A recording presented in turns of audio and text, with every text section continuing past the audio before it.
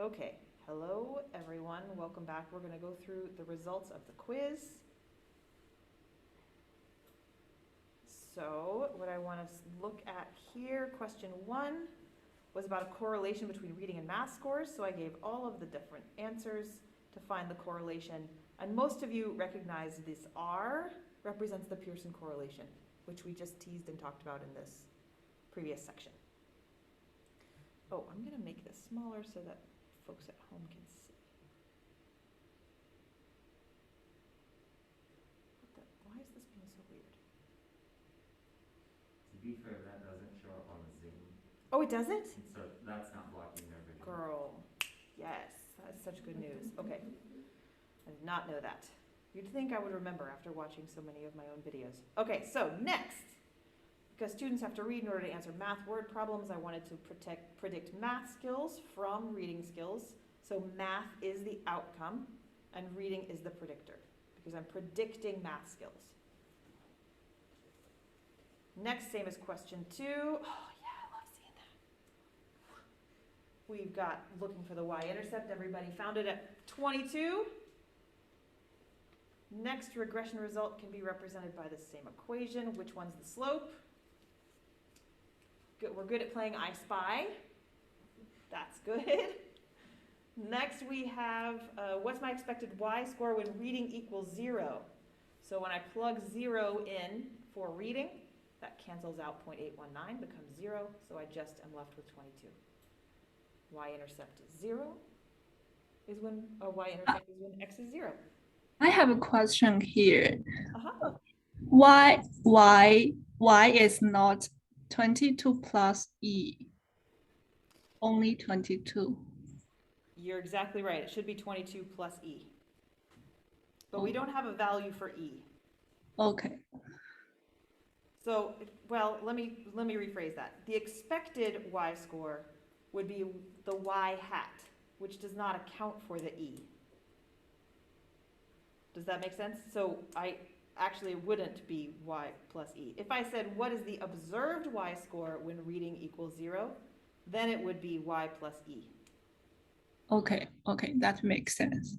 The distinction there is between what we expect from the regression equation versus what we observe by a person not corresponding to our version of reality. Nor should they have to. That's a really good question, though. Okay, so this answer here, 22.819, that would be the answer for when reading is 1. If reading was 1, then you'd sum all of this together, and the expected score would be 22.819. Okay, for reading equals 100, the answer would be, oh God, I have to math. It's like 82-ish. Reading times 100 is about 82. Right, 0.819 times 100, is that 82? 81.9. Okay, I was rounding. Plus 22. Whatever, 100, 103.9. Nailed it. First try. 103.9. Should be the answer. So if you did not get 103.9, oh no! If you did not get 103.9, then we'll look at this calculation again. Because you have reading gets subbed in for whatever your x value is. Okay, I feel like we're in pretty good shape. Does anybody have any additional questions about how this went down or these particular items? You'll have lots of wait time because I have to figure out how to plug my computer in. Other than the excellent question from Tiffany.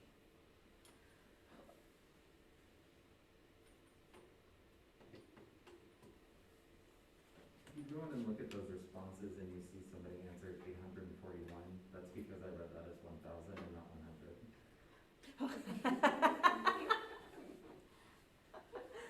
I could see how that could happen. A question mark at the end looks a little like a 0. All right, well I won't click, if I click on this then it shows me everybody's responses, so I'm not going to do that. So now let me get back to the rest of this lecture guy.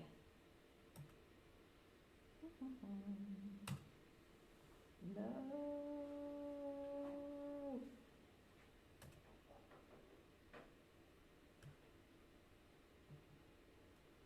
You all are being very patient, and I appreciate you very much.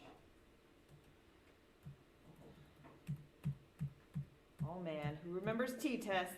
We're getting into it. I'm so excited. So my graduate school advisor, when he introduced the idea of t-tests in the course that he taught, he introduced it using the idea of the number of allowable bug parts in every jar of peanut butter produced at a peanut butter factory. It is a lot higher than you would expect, and you're welcome for not using that example. Was he using real data sets? Do you know? I don't know. I wouldn't put it past him. I'll ask him. The data sets may not be real, but those FDA guidelines very much are. They very much are real. They very much are. Okay, is this going? Resume slideshow.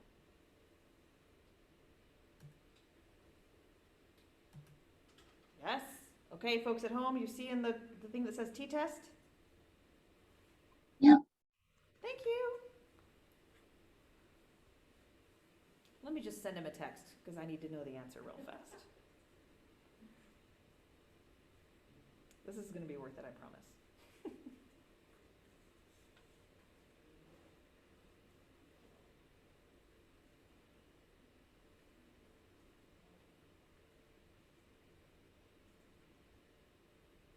Inquiring minds want to know.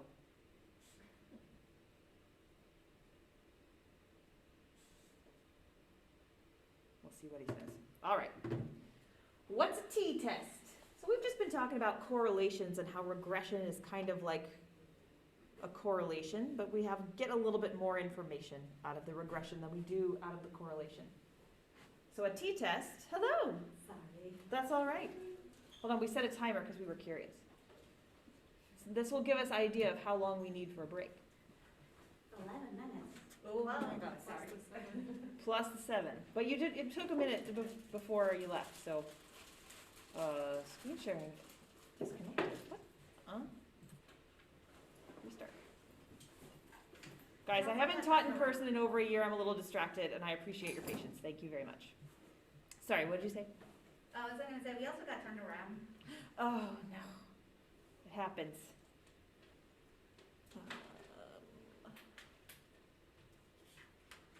Zoom. Okay. Why can't I see Zoom and you at the same time? We're all learning things. Isn't it lovely? Okay. You're not sharing your screen. Dang it. All right. I haven't done anything yet, so you haven't missed anything. Just me trying to figure out how the heck to share a screen.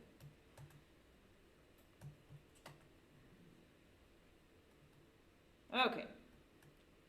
There we go. Riveting television, ladies and jelly spoons. All right, now, what's a t-test? So we talked about correlations. Now let's talk about the t-test. The t-test is the difference in a continuous outcome between at least two different groups.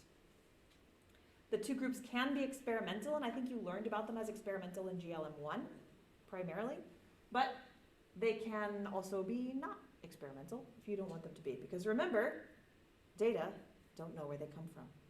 They rely on you to be the interpreter to know how to interpret what you're seeing. Now, two groups is another way of saying this fancy thing of dichotomous predictor. So what's a dichotomous predictor? A dichotomous predictor is any variable with two possible values. Dichotomy, you know that word, false, like dichotomy, dichotomous. The examples of dichotomous predictors I've given here are if you've asked this variable as a dichotomous variable about gender, is the person female or are they male, then that would be a dichotomous variable. If you have an item and whether it's correct or incorrect, that would be a dichotomous variable. Do you own a pet? Yes or no? Is the person in the treatment group? All examples of 2 categories. So now I'm going to show you the slide that I probably should have shown you first, which you can't really see. Folks at home, can you see those lines? You can sort of see. Yes. Okay, good. So you can see the little circles around each of these. You've got t-test, which is a very special type of ANOVA. An ANOVA and t-test are both very specific types of regression. And all of those are just very specific types of GLM, which means anything you can do in a t-test, you can do in an ANOVA, or a regression, or a GLM. Anything you can do in an ANOVA, you can do in a regression or a GLM. And that is why we teach this as one class, because it's just one thing. It's a false dichotomy. Didn't even plan that. Falsely dichotomous. That they're different. They're all the same. And I'll show you that they're all the same in a minute. So if you have a dichotomous predictor, a t-test or a regression with a dichotomous predictor are the same thing. So is an ANOVA. So here's an example of a research question. Do 3rd graders and 4th graders score differently on this test? My dichotomous predictor there is 3rd grader or 4th grader, and my outcome is the test, whatever that is. So here's another example. Are people more likely to get into an accident in a car on Sundays or on Mondays? My continuous variable is number of accidents, it sounds like. And my predictor is the day of the week, Sunday or Monday. Are you more drowsy in the morning or the afternoon? Drowsiness is the outcome. Morning or afternoon is the predictor. Which training program works better? Training program 1 or training program 2? All right, dichotomous predictors, continuous outcomes. That's a t-test. So to walk through an example, rather than using the publication's fake data, I'm going to use some other fake data. So here we have, and then I'm going to use real data, but first we're going to do fake data. Here we have 2 groups of people, about 25 people each, are getting trained in memory span. And memory span for my non-cognitive folks here is how many numbers can you remember in a row? So if I say 2, 5, 7, 8, 6, 4, 2, can you repeat back to me 2, 5, 7, 8, 6, 4, 2? I think I did. So the longer number of numbers you can remember is the longer your memory span. So we have 2 groups of people trained in memory span. Memory performance was assessed after the training program was complete. And you're going to want to determine which training program worked better. If either one actually did work better, we don't know. So we're going to test it. Oh my gosh, I have an answer.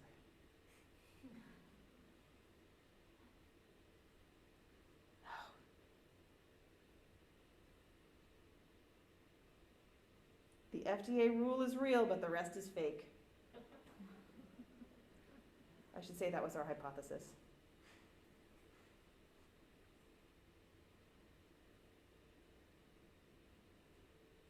I can't spell. Okay. Thank you. All right, so how are we going to determine if it worked? So if you're doing it with a t-test, here's the equation for a t-test, which you may remember from previous classes. What we have at the top, we're going to conduct an independent samples t-test because we have 2 samples of people. I don't actually care if you remember that word independent samples t-test because it's all false dichotomy anyway. You don't ever need to run a t-test again in your whole life. But I want to show you that the math is the same. So what I have at the top here, the numerator, is the difference between my 2 groups, my x1 and my x2. x1 being group 1, x2 being group 2. Which is like x1 is the mean value for group 1 and x2 is the mean value for group 2. Okay, so now I have the denominator. The denominator is the square root of a function of variance, which is s squared, and the number of people in each group. That's the n. So what we're doing basically, just looking at this formula, what do you see that would make a t-value really big?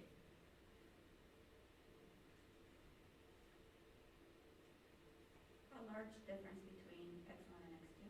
Yeah, the bigger the difference between x1 and x2, the bigger your numerator, the bigger the t. What about the bottom half of the equation? The smaller the denominator, the bigger the t. Yeah, the denominator is smaller, the bigger the t. How can you have a smaller denominator? Smaller sample size. Smaller sample size. What else?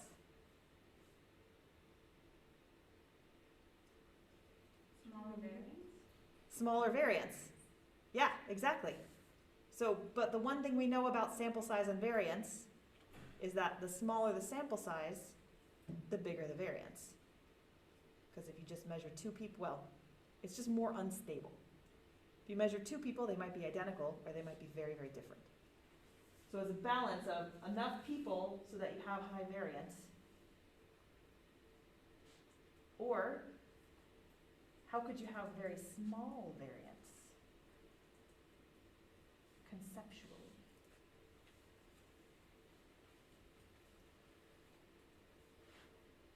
If measures are very consistent. Your measures are very consistent, or the maybe people. Harkening back to our terrible survey example, if you only measure people who have already said, I really support this person, you're going to have very small variance. Small variance, even a small difference, if your variance is small enough, your t looks big.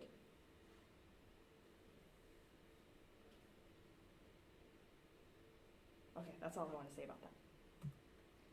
So, with a t-test, when you've run one, you're going to get a couple of key pieces of information. You're going to get a difference between your groups, that's the numerator.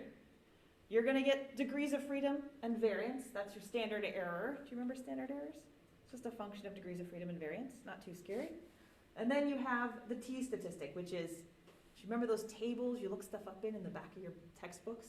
That's all you're doing, is looking up probabilities. And that gives you and returns a p-value. So these are the four key pieces of a t-test that you're going to be reporting anytime you're talking about t-tests.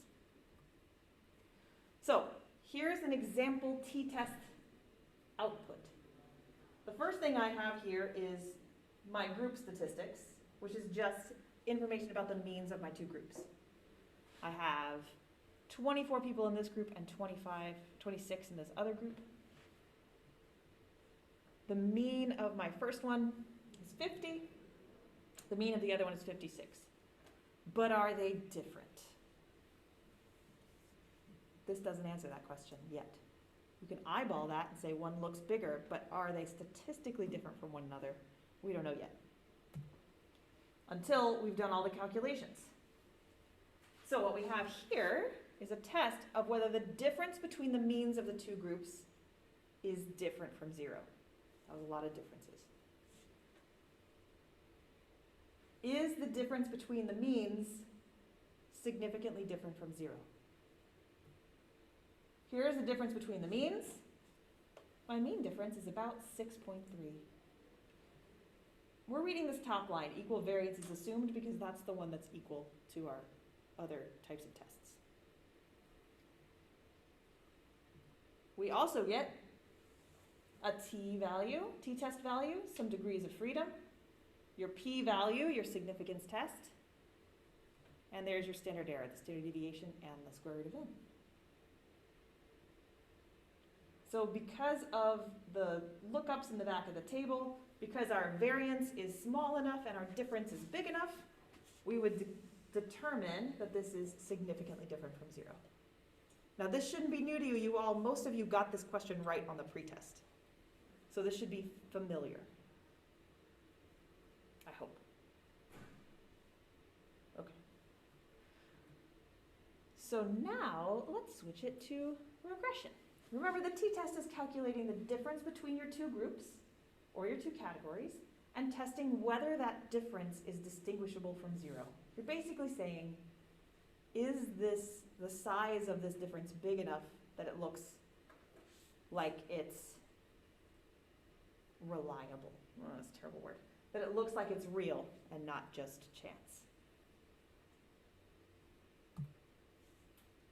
Now the goal of regression is to get one estimated value on the outcome for each person. Do you remember? We're trying to get a predicted score for each person, which is slightly different than a t-test. But with a dichotomous predictor, the estimated value of y is dependent on the group that each person is in. Because the only x we have at this point, the only x value we have, is which group you're in.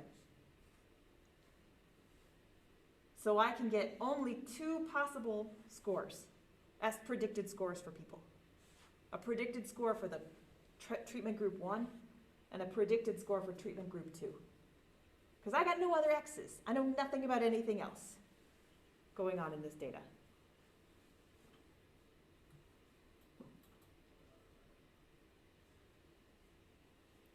Okay, we remember this. Regression always fits this equation, which we did with our continuous variables a minute ago. Y equals b1 times x plus b0.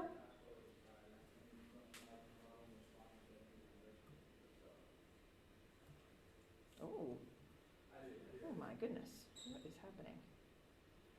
All right, now look at this equation. I may have hammered this home already, but just in case I haven't. Do the math, solve for y when x equals 0. Just jot it down on your paper.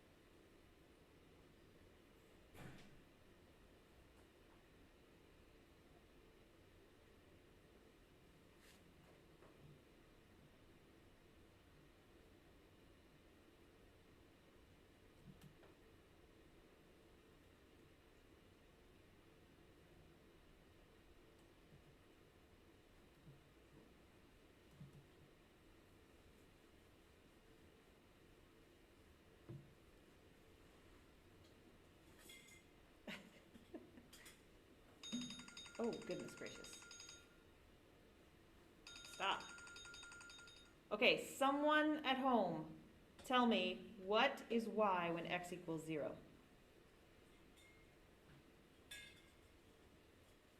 Y is b0 if x equals. Yes. Y is 0. Y is b0 when x equals 0. Excellent. And next, what about when x equals 1?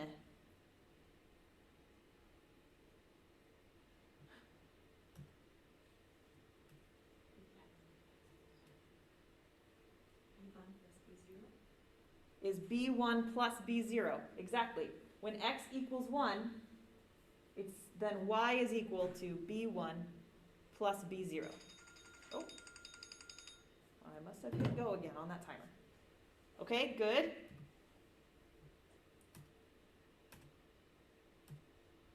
Okay, wow, I did not know all of this was going to show up. So here are the answers to those. You see on the first one you have y hat equals to b0. The y-intercept, it's where the line of best fit crosses the y-axis. Here we have x equals 1. That's the slope of the line. I wrote rise over run, but I'm not sure that's right. I don't remember anymore. Rise?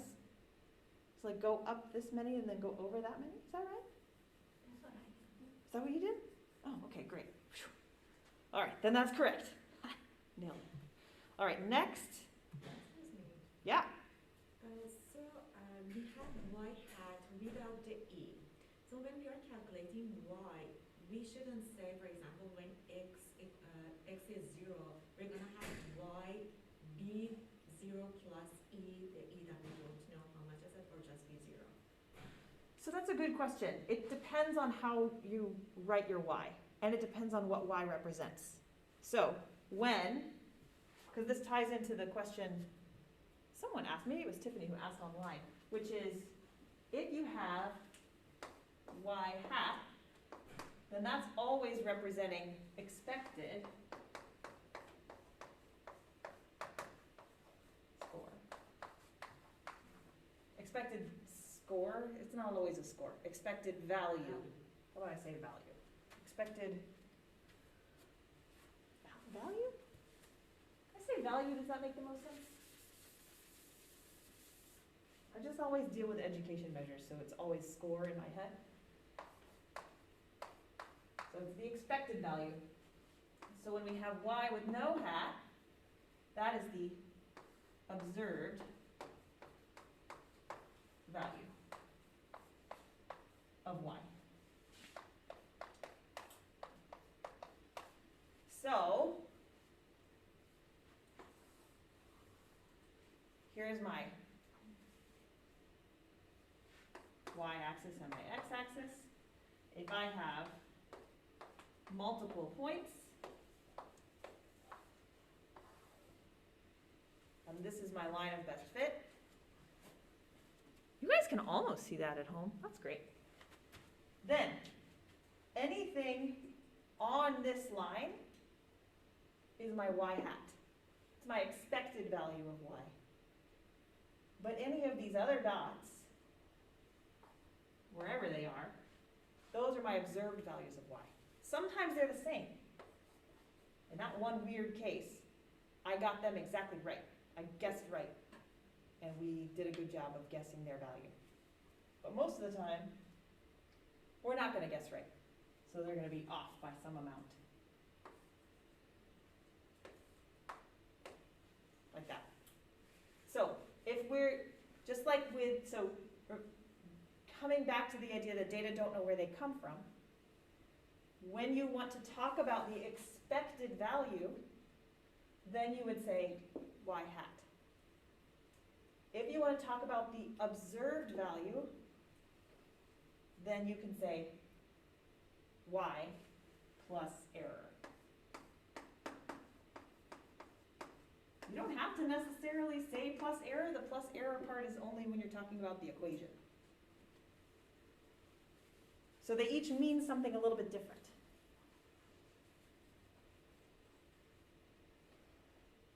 Did I actually answer your question? I'm not sure I did. I just went off on a whole tangent and drew graphs. Yeah. Can you ask it one more time? Do you think you can ask it one more time? Yeah, I was a little bit confused about, having the e, because I remember that for the y, we're going to have, the error plus to, whatever plus multiplied by x. And here we have asked for the y value. So we need to have that error also, plus to the whole b0 thing. Am I clear? I think so. You mean in, well, all of these equations have the y with a little hat on top. So that means the score on the line, where we expect them to be. But you mean if I said,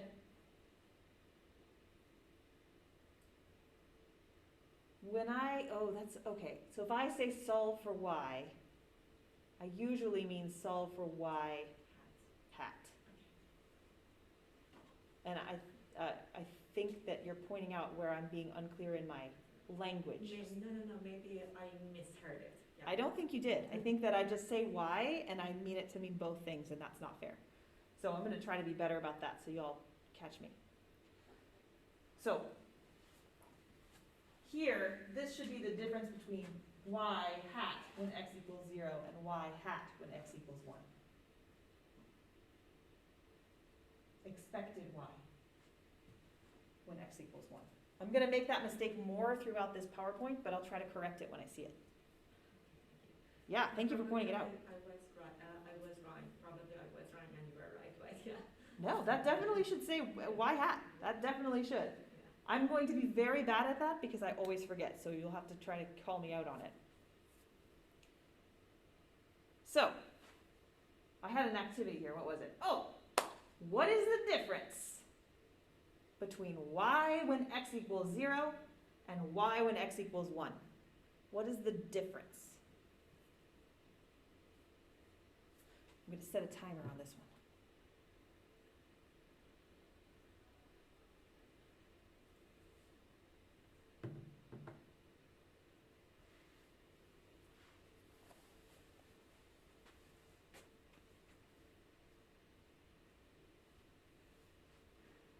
Between y hat, damn it, sorry. Between y hat when x equals 0 and y hat when x equals 1.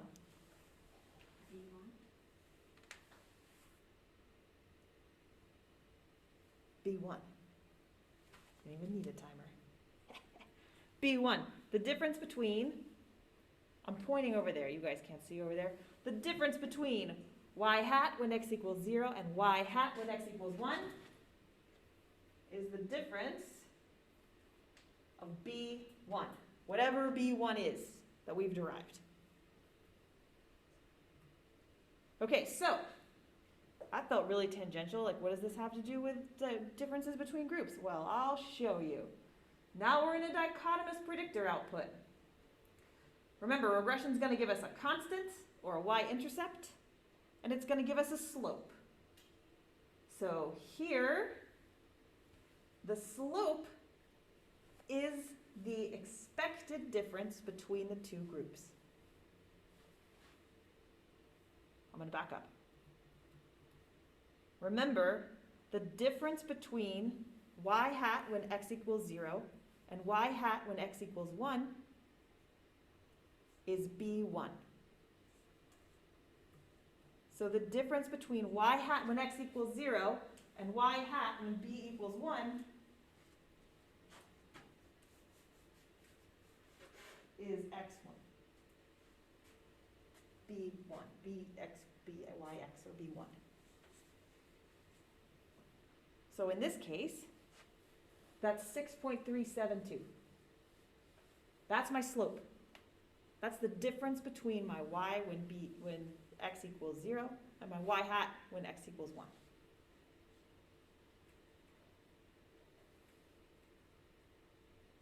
Dhwani. Yes, actually, I had a question about what you were what you said, like the x, like when the y equals x equals 0, and when you said that it is b1, so like you made us calculate what was y hat when b1 was 0. So is this the same thing? This is, so the y-intercept is y hat when x is 0. And this is the difference between y hat when x equals 0 and y hat when x equals 1. That's B1. So 6.372 is the difference. Uh-huh. And 6.372 is 1. 6.372 is the difference between y hat when x equals 1 and y hat when x equals 0. Okay, like the difference. Okay, got it. The slope. The slope. Okay. It's the slope. It's right there where the slope always sits. Okay. Now, the slope is always equal to the change in the outcome associated with a 1-unit change in the predictor. The expected change, oh, I'm going to do this so many times wrong. I'm going to try so hard to fix it. The expected change in the outcome associated with 1-unit change in the predictor. Expected. So a 1-unit change in my training program, because of the way that I've coded this, is that a 1-unit change is going from 0 to 1. That's training program 1 to training program 2. That's my 1-unit change. So, apparently I thought that was very important for you to know. So one condition has a higher mean performance than the other. 6.32 higher. And it's statistically significant if you want to go ahead and do the standard error and the t-value lookup and all that stuff. Yes? So my question is more regarding coding. So the assumption here is that if you're ever doing regression with a dichotomous predictor, you always want to have 0 as one of them. Because otherwise, if you were to do 1 and 2, that would mess up your... Yes! Yeah, okay. Oh my gosh, yes. That makes me so happy. Usually I just like, that's gonna be a unit and I'm gonna like try to teach it and you're gonna be way ahead of the game. Because you got it. I struggle with coding so much. Whew. It's one of my most favorite, one of the things I study is how people code stuff. Because a lot of times people will code things as 1 and 2 or 1 and 7. And then try to use something like this and then you can't interpret the results the way you want to. They still work, the math still works, you just have to know what the numbers mean. So if I've coded these as 0 and 1, then 50 is the mean of the group I've coded as 0, and 56-ish is the mean of the group I have coded as 1. Yes. 20, is that a new question or the same question? I don't know, why doesn't it go away? Like, do I need to press it again? Yes, we think the room says try pressing it again. Oh, it worked. Oh, okay, got it. Thank you. Yeah. Happy to answer another question if you had one. Okay, so building on that, just a more simple take on this, the sign, positive or negative, of that slope value is dependent on how the variable is coded. So I've coded it as 0 and 1, but if I had coded it as 0 and -1, then the value of that training variable would be flipped. If I had coded it as 1 and 7, then it would be 1/7. That's terrible, I can't do that math. If I had coded it as 0 and 2 for some reason, then a 1 unit change from control group to treatment group, 1 unit doesn't exist, but it would be half of this, it would be 3 point something. Because in order to go from training group 0 to training group 1, to training group 0 to training group other, which I coded 2, you'd have to go 2 units. Okay. So this is telling me that feedback training, because I've coded it as 1, is expected based on, we expect that they'll do better than training condition no feedback.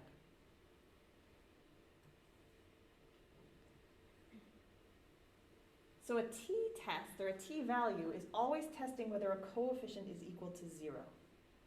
And I'm going to push on you when you're writing this stuff up to always say significantly different from 0.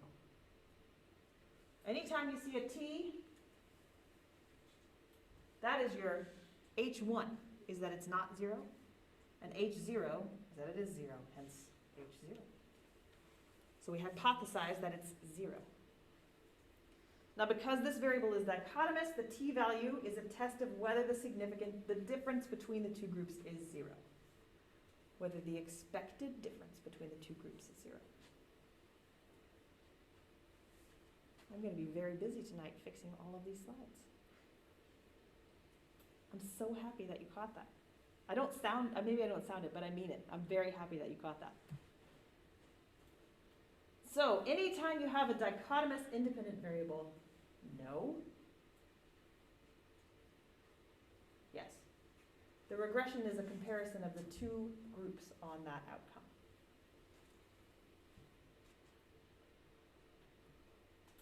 So now, I'm just going to harken back to this little guy here where we had the means. Here I had the mean performance for group 0 was 50, and for group 1 was 56. What's the difference between the two? 6.372. Oh yeah. 0 null hypothesis, we just said that. So here, all I've done is taken these numbers and I've plugged them into that regression equation. I pulled the B0, that 50, down, and I pulled the 6.372 down. And then I solved those two equations that are two possible equations, when y equals 1 and y equals 0. When y equals 1, we have to account for that 6.32, and when it equals 0, we don't. We have to include it in our y hat. Gosh darn it.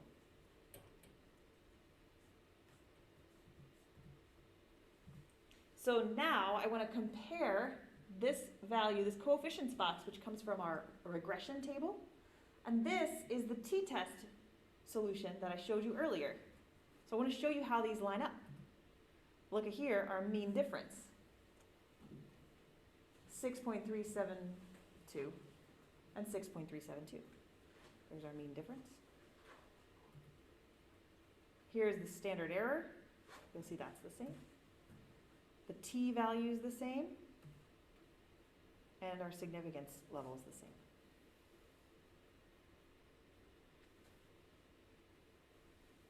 Now, based on what we've already talked about, did you notice that this one says negative 6.372? And this one says positive 6.372? Why do you think that is? T-tests are usually the mean of group 1 minus the mean of group 2. And so this, however the t-test was ran, it took the larger number second. So it's smaller minus larger. Yeah, it's all about coding. The interpretation is identical. It's completely the same, but it's up to you as the analyst to know what those two numbers are and to know how to interpret them so that you know how to interpret this. And just for fun, let me tell you guys about a little study in PLOS One that came out about 2 years ago. It was a study about COPD, which is a,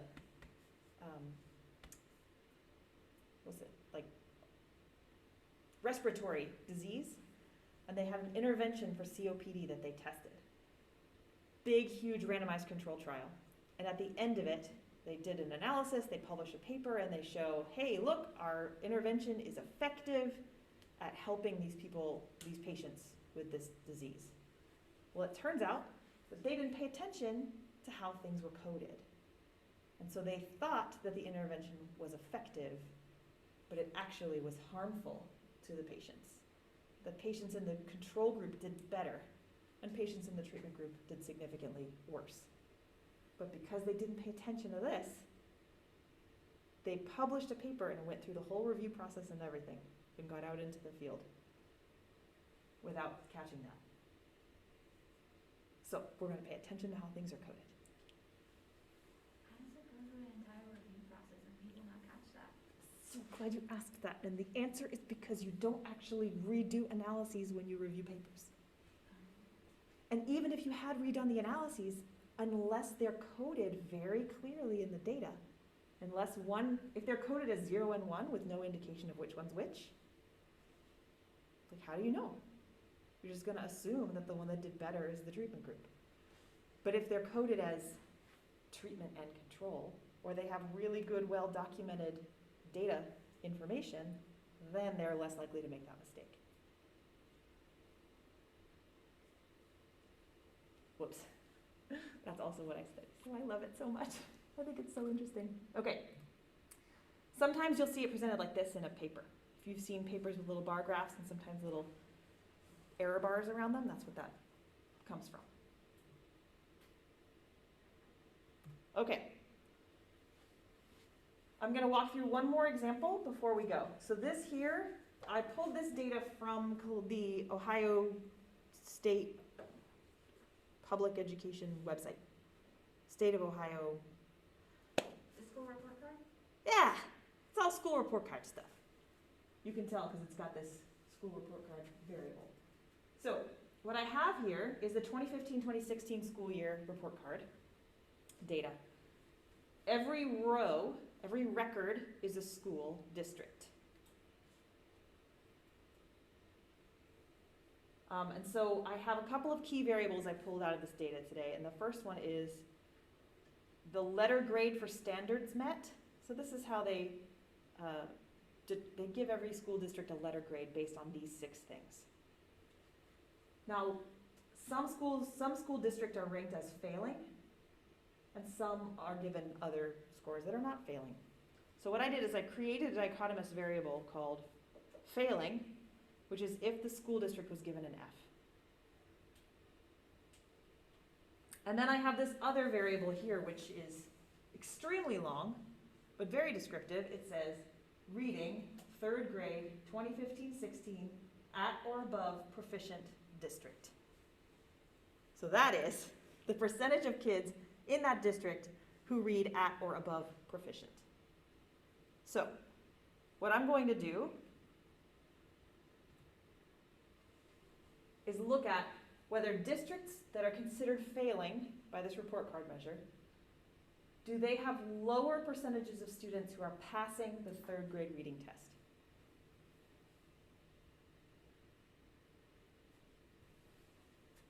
Do districts that are considered failing, if they have an F versus don't have an F, do they have a lower or higher percentage of students passing the 3rd grade reading test? So what is my outcome? Yes, percentage of students passing 3rd grade reading test at or above proficient on the 3rd grade reading test. And my predictor? Failing or not failing? Are you failing or are you not failing? How did I code that? Let's check. 0 is not failing, 1 is yes failing.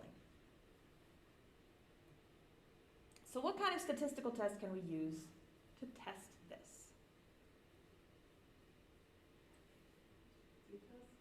We got a t-test? Yep. Or regression? ANOVA. Woo! All of them, the general linear model. Let's do one. First, I'm going to get some descriptive information. What do we have? I have the number of school districts, 607. I have the number of failing and not failing, and you'll see why I picked failing and not failing when you look at this. Here you have 386 school districts that have been given a failing report card grade, and 222 have not been given a failing grade. Draws some very interesting questions about what a failing grade is and why it exists. Ethical questions that we will not get into right now because we're just going to do some math for the next couple of minutes. We can debate those another time. So what other information would be helpful to answer our question before we do any sort of analysis? We've got the mean of the 3rd grade reading scores and the number of districts. The means and standard deviations of the different districts, or the different categories of failing and not failing? Yes, the mean and standard deviation of each category, failing or not failing. I anticipated your response. Here we have the mean percentage of proficient 3rd graders by whether or not the school district received an F. So, which districts had higher percentages of students who are proficient?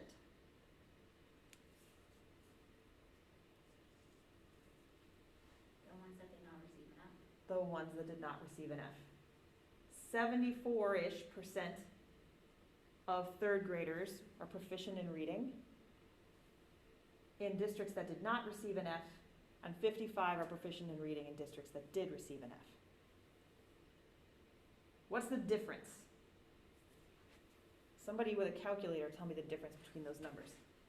I'll write it down. Roughly 18. You said 18? 18. Okay, let's remember that. I think we'll see that number again.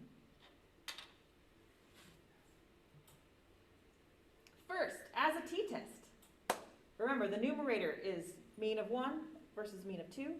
Denominator is the standard error, pooled standard error between our two groups. So we have, this is kind of little. I think you I've been able to see everything up until now, but I can read to you if you can't see. Here we have testing the differences between the two means. We have a t of 18. Here is that mean difference variable, 18.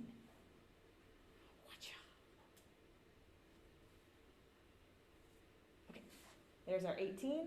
We have a standard error of the difference. We are concluding that there is a significant difference, that this difference is significantly different from 0. There is a significant difference between districts who do and do not have a failing grade. Okay? Next. Oh, look, I give you all of these. How kind of me. Let's look at the regression output. Remember, regression, we're trying to get a predicted score for each person, a predicted value for each person. So, in trying to calculate our expected values of y, in this case, we only have one piece of information, whether the district was failing or not failing, rated as failing or not failing. We don't have any other pieces of information to put into our equation yet, just the one, which means we can only get two values, with a failing grade and without a failing grade. So, oh, that was mean of me to bring this up. Tests of model fit, that's what we're going to talk about next week. You can sit on those for a minute. But here are the coefficients, which we've focused more of our energy on so far today. We have the y-intercept, or the constant, and we have the difference here. Did the district get an F? There's that number again, 18.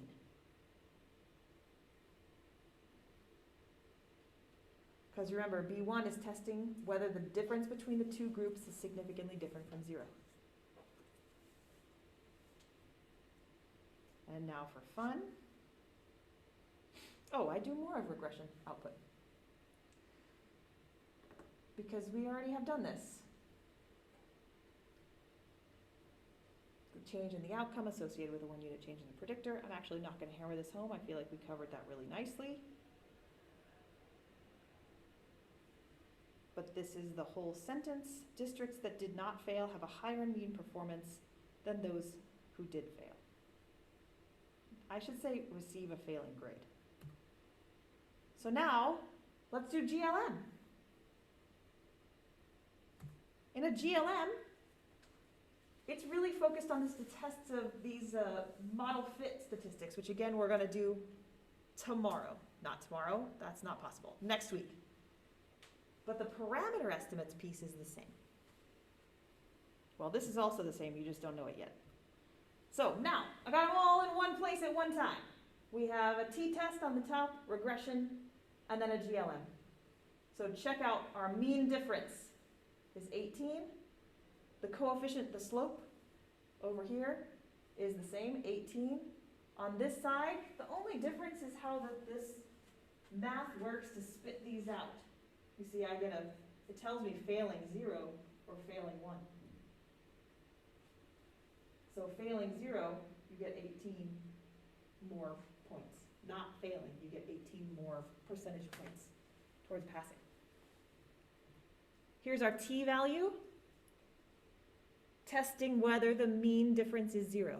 It's a significance test of whether the mean difference is 0. And there's our standard error value, the pooled standard error between our two groups. All the same.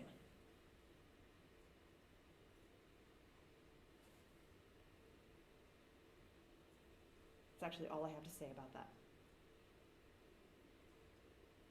Okay, next. This is just a write on your notebook paper quiz. This is the same data set as before. Now instead of having reading as my outcome, now I have math proficiency as the outcome. My predictor is still the same, districts who received an F versus districts who did not receive an F. And here I've put the regression output. And so here's what I would like you to do for this quiz. You've got 6 questions. And folks at home, I think you can see those questions as well. So go ahead and jot down those 6 answers to those 6 questions. I'm going to give you 5 minutes to get as far as you can. I have 6 questions because people who fly through them will have more to do. People who don't fly through them, I'm not worried about the last 2. So, timer going on for 5 minutes. and then we'll discuss our answers.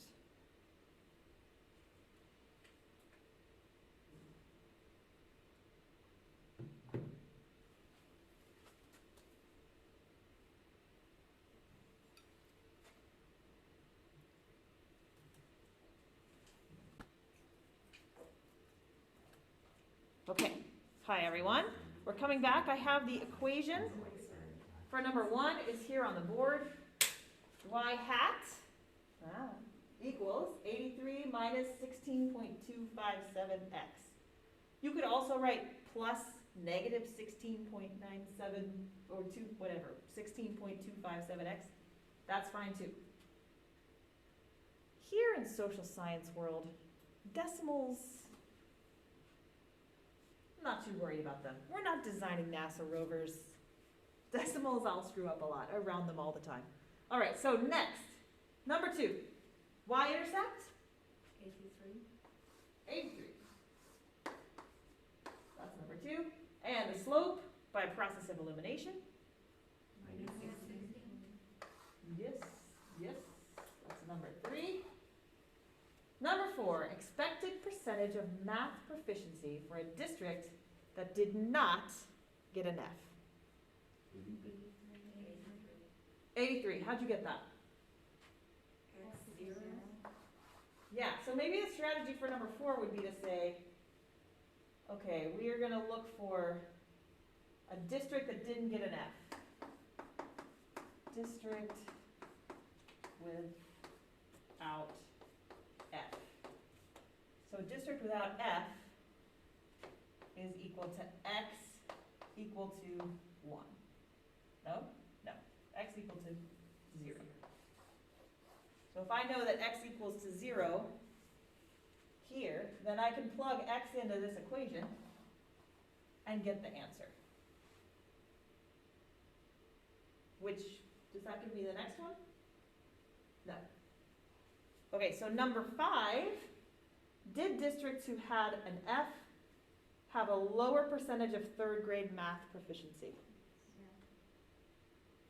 Yes. How do you know? There's a negative slope. There's a negative slope. Yeah.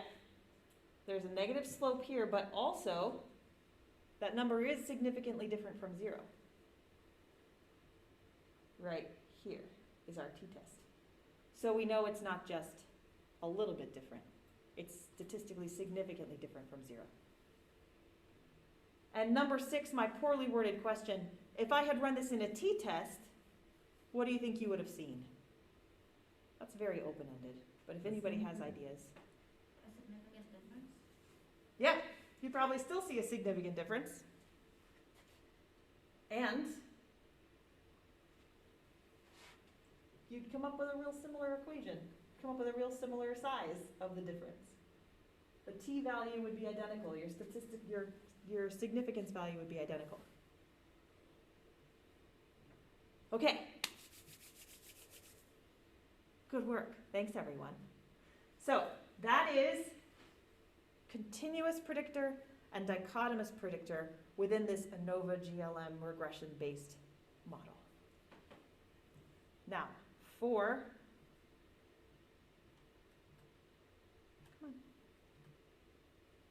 I'm just going to talk to you about homework 2, which is not up on Carmen but will be tonight. Yet, there's a discussion board post. I actually think I might, you may or may not have an additional homework besides this discussion board post. Feel free to come up and have conversation with me about that if you have opinions. So you will have a discussion board post to complete. We didn't have anything about discussion board posts in the syllabus, so there's instructions on how it works in the discussion board. It'll show up in Carmen on your to-do list. There are several readings for you that I'd like you, and a video to watch. I think each of these readings is, I don't know, they're some number of pages long, not too terribly long, a couple of pages. So then what I'd like you to do is read the first 2, which are about p-values, and then there's a video and this additional article about the garden of forking paths that I'd like for you to read. And then there's some discussion post questions that I'd like you to make. So I'd like you to post twice by Friday, and then twice again by Monday. Kind of like a peer review. So you're going to post, and then you're going to have people responding to your posts. If you are really into this stuff and want to read more about it, here are some additional readings you can use to deepen your knowledge. This is a really great chapter, What are Quantitative Methods? If you're thinking about positivism versus post-positivism, if you've heard that language around and are kind of like, what's that? I kind of want to read about that. This has got you. The textbook Warner, chapters 3 and 5, are about this introductory ideas of what are the differences between groups, how are these concepts interrelated. And then next week we're going to talk about multiple regression. So if you would like to read before next week, we're going to talk about multiple regression and centering. Here are some readings to familiarize yourself with those concepts before you get here. They are not required, but if you are a person who feels better having read before you hear me talk, that's what you should do. Okay, any questions here before we log off for the day?